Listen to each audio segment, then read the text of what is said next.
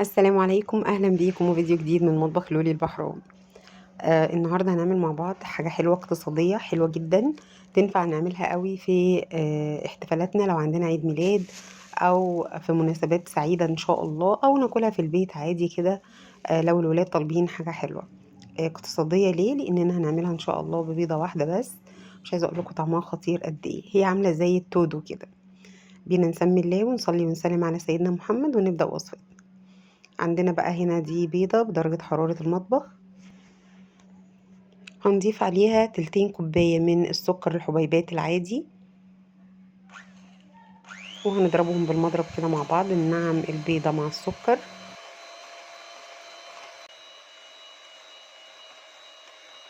بعد كده هنضيف عليهم نص كوباية من الزيت، هنضيفها بالتدريج بالشكل اللي احنا شايفينه ده.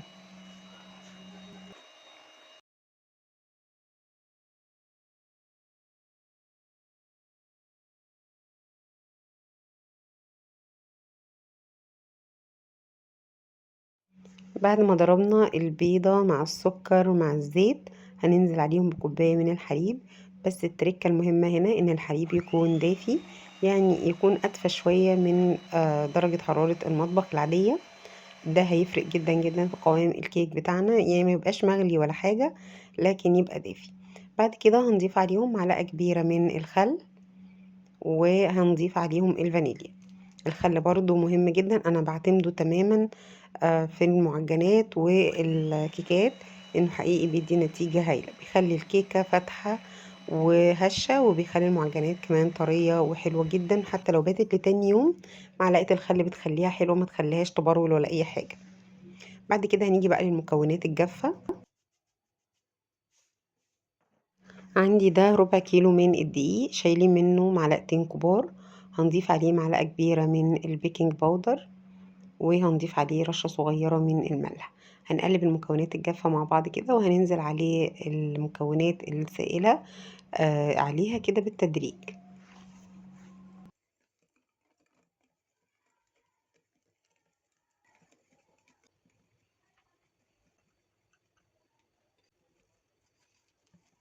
ما بنحاولش نقلب كتير في المرحلة دي، يدوب بس المكونات الجافة تختفي كده في المكونات السائلة.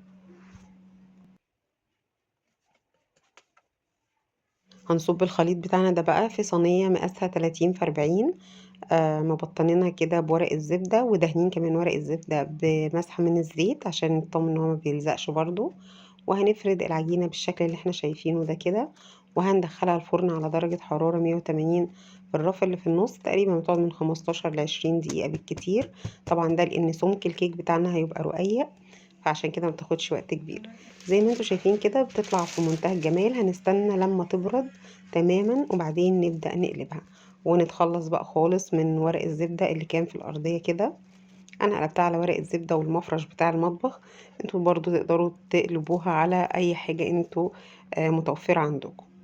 هنبدأ نساوي بقى الحروف بالمسطرة كده. أنا استعنت بمسطرة الولاد كده، دي اللي لقيتها قدامي.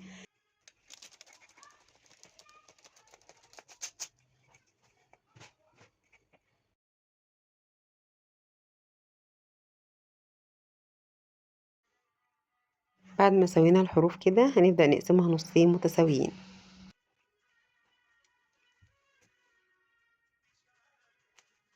هنجيب بقى عندنا اي نوتيلا موجودة في البيت، نوتيلا بيتي اللي احنا بنعملها. انا عموما دي مش شارياها، دي انا عاملاها في البيت، وهسيب لكم لينك الطريقة بتاعتها الفيديو بتاعها تحت في صندوق الوصف.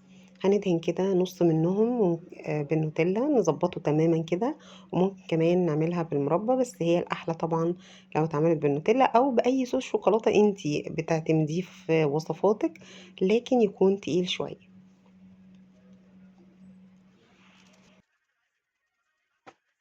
بعد كده زي ما احنا شايفين هنطبق النص ده على النص ده كده، وهنبدأ نقيسها برضو بالمسطرة عشان نسويها كده، ونقسمها نصين بالطول، وبعدين نقسمها قطع بالعرض على حسب بقى الحجم اللي احنا حابينه. قطع كبيرة قطع صغيرة على حسب ما انتوا عاوزين والعدد اللي انتوا محتاجينه. بصوا بقى ما شاء الله، هشة وجميلة وارتفاعها كده مظبوط جدا جدا زي ما احنا شايفين.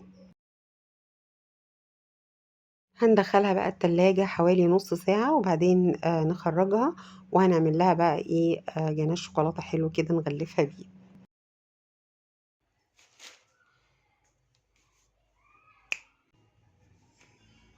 زي ما احنا شايفين كده قطعناها بالسكينة او كسرناها كده، وهنبدأ بقى ايه نسيحها على حمام مائي او في الميكرويف. واول ما بتسيح معانا بالشكل ده بنضيف معلقة واحدة بقى من الزيت،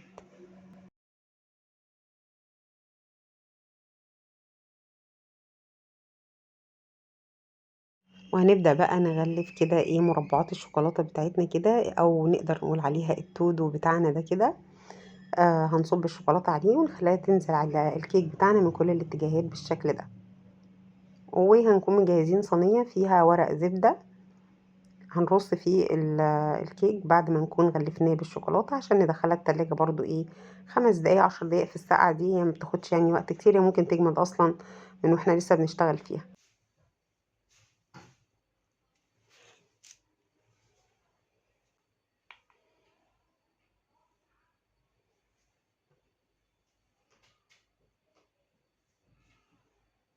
عايزة اقولك بقى ان ولادك هيعشقوها حرفيا، واحنا كل البيت بصراحة هيحبها جدا جدا.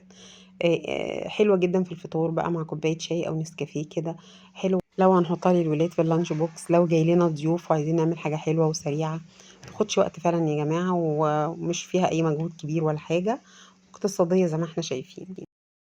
وشوفوا انتوا بقى لو هنشتري كمية الكيك اللي احنا عملناها ببيضة واحدة دي من بره هندفع قد ايه؟ هندفع كتير جدا. لا وكمان قطعة التود اللي بنجيبها من بره ولا نص دي حتى في الحجم.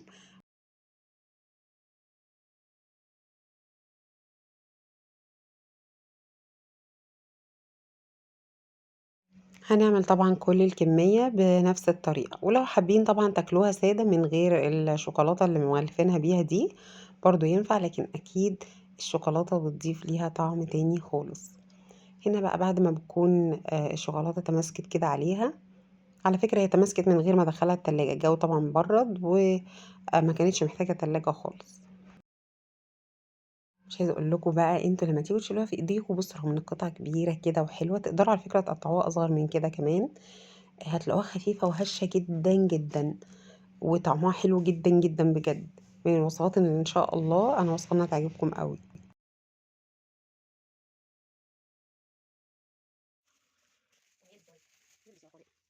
الخطوة اللي جاية دي بقى اختياري، اننا بنجيب شوية كده من الشوكولاتة اللي احنا سيحناها، وهنبدأ نعمل عليها ايه خطوط بالشكل اللي احنا شايفينه ده كديكور يعني مش اكتر. ممكن طبعا ناكلها عادي كده. وهنبدأ بقى نحطها ايه في طبق التقديم. الكمية طلعت معايا 12 قطعة من التودو، حجمها كبير يا جماعة، ممكن تطلع كمية اكبر لو قطعناه اصغر، وانا حسيت بعد ما عملته انه كان الاحسن لو قطعته اصغر من كده شوية. فممكن نقطعها اصغر شوية على اساس لو في برضو اطفال صغيرين يقدروا يخلصوا القطع بتاعتهم ميتبقاش منها حاجة.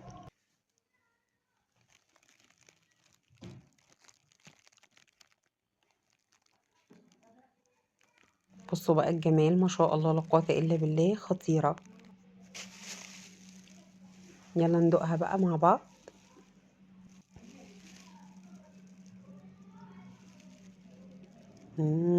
واو. بصوا كده الجمال، بصوا شكل الكيك من جوه تودو بالظبط. حد هنا بيكون خلص فيديو النهارده، اتمنى ان شاء الله انه يكون عجبكم. لو عجبكم الفيديو بقى ما تنسوش اللايك والشير والاشتراك في القناة. اشوفكم فيديو جديد على خير والسلام عليكم.